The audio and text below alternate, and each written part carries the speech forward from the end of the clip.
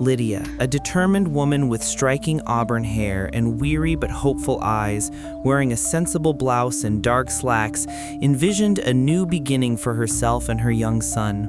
Chandler, Arizona, with its sun-drenched landscapes and meticulously planned communities, seemed the perfect canvas for a fresh start.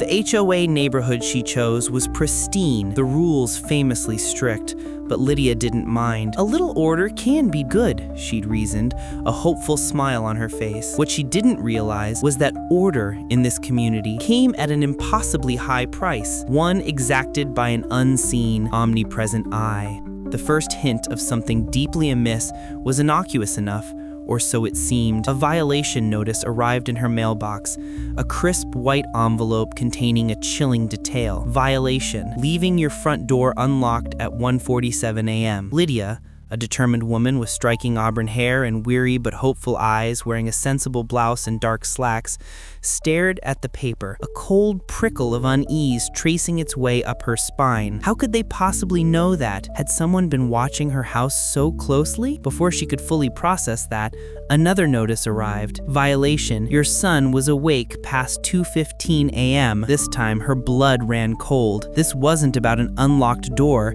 This was about the inside of her home. She began to suspect hidden interior sensors, an invasion of privacy far beyond anything she could have imagined. "This is insane," she muttered, her voice barely audible as she clutched the notice. Driven by a burgeoning paranoia, Lydia took action. She covered her windows with thick, opaque curtains, determined to reclaim some semblance of privacy. But the HOA, it seemed, was always one step ahead. Within hours, an email landed in her inbox, a stark warning: please refrain from altering exterior aesthetics without prior approval. Attached was a photo, a chilling image of her, a determined woman with striking auburn hair and weary but hopeful eyes, wearing a sensible blouse and dark slacks, standing inside her living room in the very act of hanging the curtains. The photo was taken from an impossibly high, strange angle, as if from the roofline, or even higher. It was then she realized the cameras weren't just on the street, they were everywhere. She immediately confronted the HOA president, a stout man with a perfectly coiffed silver comb-over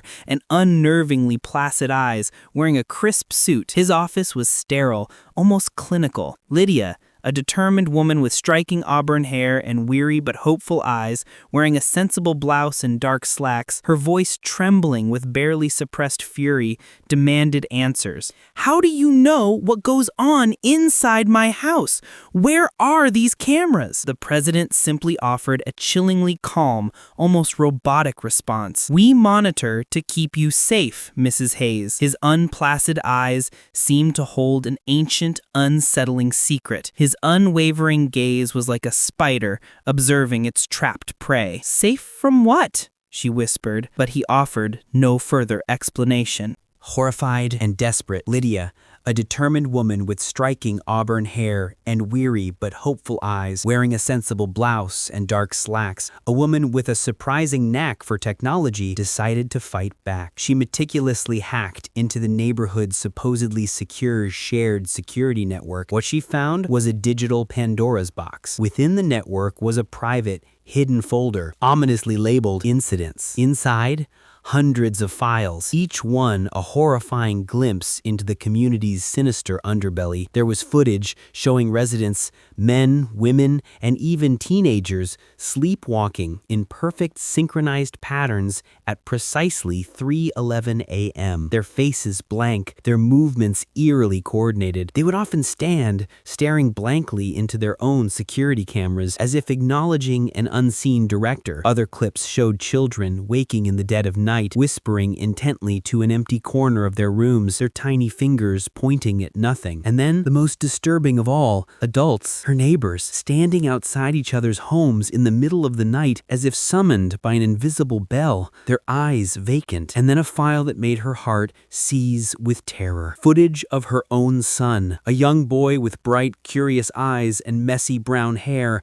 wearing blue pajamas, standing in the middle of the street at night, talking to a tall, indistinct figure. The figure's body shape seemed to shift and waver with every frame, a terrifying, ephemeral entity. The HOA knew about all of it. They weren't just monitoring, they were complicit, perhaps even orchestrating these nightly occurrences. The final file in the incidents folder was from last night. It showed Lydia herself, a determined woman with striking auburn hair and weary but hopeful eyes, wearing a sensible blouse and dark slacks, sleepwalking. She walked to her front door, opened it slowly, and then, with an almost reverent gesture, let something invisible inside. The camera registered nothing but empty air, yet the door closed behind an unseen presence. That same morning, the HOA sent her one last chilling message, not a violation notice, but a personal email. Don't fight it. Everyone joins eventually. It was an invitation, a chilling prophecy. Lydia and her son moved away, vanishing from Chandler as quickly as they had arrived. But the digital echo of their terror remains. Their doorbell camera still sends nightly alerts. Every night at precisely 3:11 a.m., the front door is seen opening slowly, silently, with no one there. A permanent invitation, a chilling reminder that in some neighborhoods, surveillance isn't about safety, it's about control. And the things that watch back might not always be human. From the seemingly innocuous eye of a security camera to the all-encompassing gaze of a community gone rogue, these stories serve as a stark reminder that sometimes the greatest horrors aren't found in shadowed forests or abandoned mansions, but in the very places we call home. They whisper of an unseen world lurking just beyond the digital veil, where our sense of security can be shattered by a glitch, a whisper, or a photograph of something impossible. As you lock your doors tonight and check your own surveillance feeds, consider this. What if the cameras aren't just watching? What if they're showing you something that defies explanation, something that wants to be seen but never truly caught? And what if in the digital tapestry of your daily life, something is slowly, subtly weaving itself into your reality, waiting for its moment to step out of the shadows and into your home? Stay vigilant, and remember, in the world of the unseen, sometimes